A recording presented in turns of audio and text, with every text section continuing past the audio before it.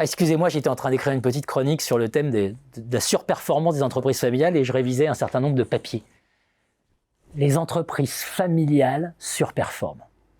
Elles sont souvent louées pour leur résistance, parce qu'elles reposent sur des mécanismes spécifiques qui expliquent leur surperformance.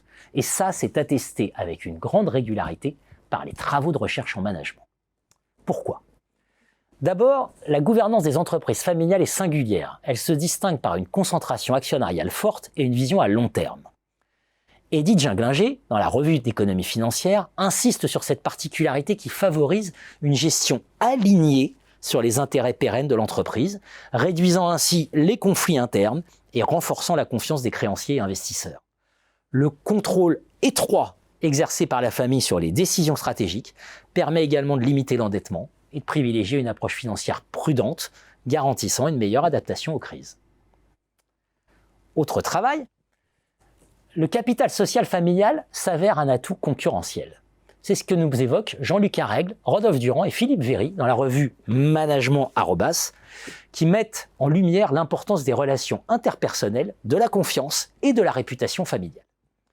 Ces éléments, transférés, amplifiés au sein de l'entreprise, créent des ressources organisationnelles incroyablement difficiles à imiter. Ce familiarisme, entre guillemets, donne naissance à des avantages concurrentiels durables, notamment une réactivité décisionnelle accrue et un engagement à long terme qualifié de capital patient.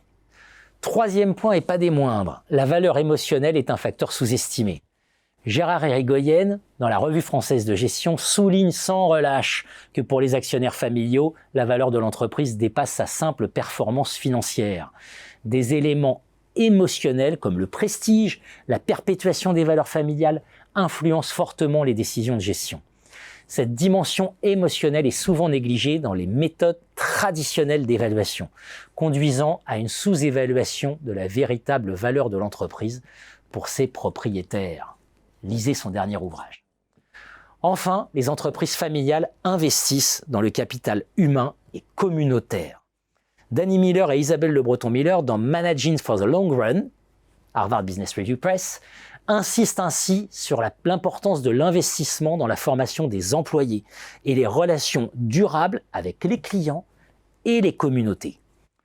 La compétitivité accrue est liée à cette stabilité durable.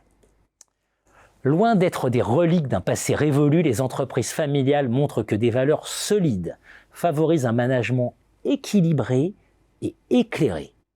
Elles disposent d'atouts uniques à exploiter grâce à leur mode de gouvernance, à leur capital social spécifique, à la prise en compte des dimensions émotionnelles et communautaires.